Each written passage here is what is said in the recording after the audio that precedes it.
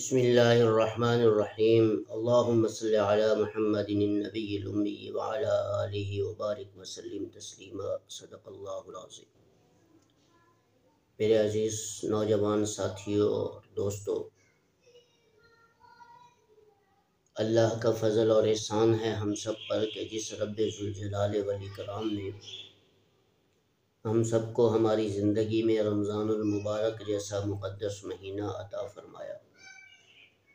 ہمیں چاہیے کہ اس مقدس مہینے کے ایک ایک لمحے کی قدردانی کرتے ہوئے رمضان المبارک کے مقدس مہینے کے برکات اور اللہ کی رحمتوں کو حاصل کرنے والے بن جائیں۔ تو میرے بھائیو، آج میں نے آپ کے سامنے روزے کے متعلق کچھ فضیلت بیان کرنی ہے۔ بعض لوگ تو کیا 95% تو مسلمان روزہ ہی نہیں رکھتے۔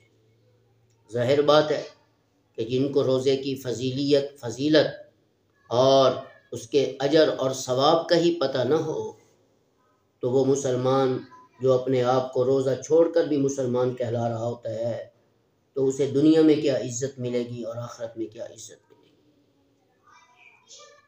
میرے بھائیو، حدیث میں آیا ہے، رسول اللہ صلی اللہ علیہ وسلم نے ارشاد فرمایا کہ جس میرے امتی نے اللہ کی رضا کے لیے اور ثواب کی امید رکھتے ہوئے کسی مسلمان آدمی کو افطار کروا دیا،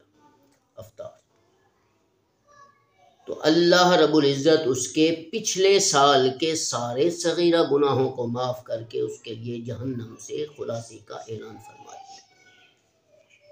ایک صحابی نے عرض کیا، یا رسول اللہ، ہم میں تو اتنی طاقت ہی نہیں ہے کہ کسی روزے دار کو پیٹ بھر کر اس کی افطاری کروا دیں۔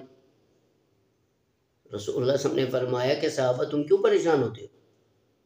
اگر تمہارے پاس اتنی طاقت نہیں ہے کہ کسی روزے دار کو اچھے انداز کے ساتھ اس کی افطاری کروا دو، روزہ کھلواؤ، میرے امتی نے ایک گھونٹ پانی کا بھی کسی افطار روزے رکھنے والے کو پانی کا گھونٹ بھی پلا دیا، اس سے اس کا روزہ کھلوا دیا، تو اللہ اسے بھی ایک شخص کی جو پورا روزہ رکھتا ہے اسے ایک شخص کے روزہ رکھنے کے برابر اسے ثواب عطا فرماتا ہے، اور اس کے بھی صغیرہ گناہوں کو معاف کر کے اس کے لیے بھی جہنم سے دوزخ کی آزادی سے اس کا اعلان کر دیتے ہیں۔ تو ہمیں چاہیے کہ خود بھی روزہ رکھیں اور روزے دار کو افطار بھی کروائیں۔ اور رسول اللہ صلی اللہ علیہ وسلم نے فرمایا کہ وہ لوگ ہمیشہ خیر پر ہی رہیں گے جو غروب آفتاب کے ہوتے ہوئے افطاری کو۔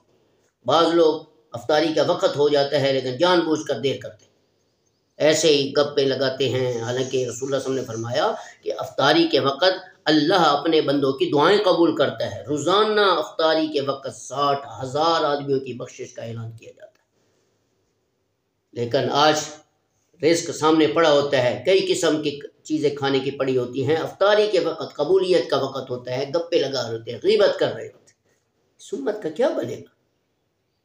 رمضان کا ادب اور احترام ہمیں کرنا چاہیے۔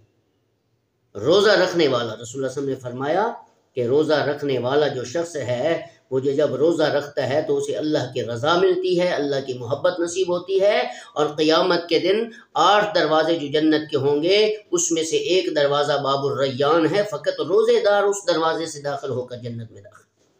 ہمیں چاہیے کہ ہم روزہ رکھیں۔